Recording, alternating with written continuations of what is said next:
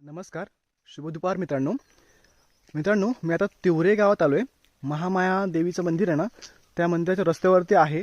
आणि इथला जो रस्ता आहे ना, एवढा खूप शांत आणि सुंदर आहे ना. सावली दुपारचे 2 वाजलेत बघा, 2:15 वाजलेत आणि एवढ्या उन्हातून पण इथे एवढी शांतता आहे की बघा, पूर्ण एकदम सावली आहे आणि निवांत आहे.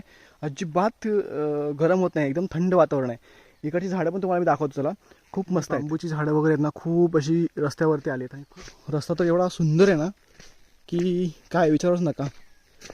एकदम थंड वातावरण आहे आणि खूप मजा येते. येतानाच हा परिसर मी पाहिला आणि राहावलं नाही म्हणून गाडी मंदिराजवळ पार्क करून हा परिसर पाहायला मी पुन्हा इकडे आलो. त्यामध्ये एक ओढा आणि भलं मोठं जुनं झाड पाहायला मिळालं. त्याच रस्त्यामध्ये सुंदर वेगवेगळ्या प्रकारची फुलं, त्याचबरोबर वेगवेगळ्या प्रकारची झाडं, त्यांचे वेगवेगळे काटे मला इथे पाहायला मिळाले. मित्रांनो, त्यानंतर मी आलो मंदिराजवळ. मंदिराचा परिसर इतका सुंदर आणि शांत होता की मंदिर फार जुनं होतं.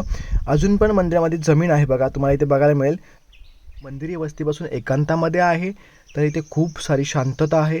त्याचबरोबर मंदिराचं जे काम आहे ते सर्व लाकडाचं आहे. जमीन असल्यामुळे आणखीन थंडपणा इथे मला जाणवत होता. मित्रांनो, हेच आहे महामाया देवीचं मंदिर आणि इकडे आपल्याला देवीचं दर्शन बघायला मिळते, घ्यायला मिळते.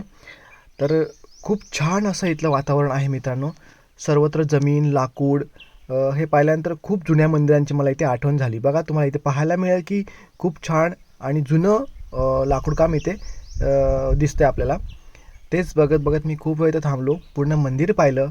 खूप छान असं जुनी पालखी मला इथे पाहायला मिळाली. जसं की प्रत्येक मंदिरामध्ये एक जागा असते विस्त भेटवायची, तीही ह्या मंदिरामध्ये होती. त्याचबरोबर इथलं तुळशीचं वृंदावन पण खूप छान असं दगडी होतं. साईडलाच मोठी राई होती.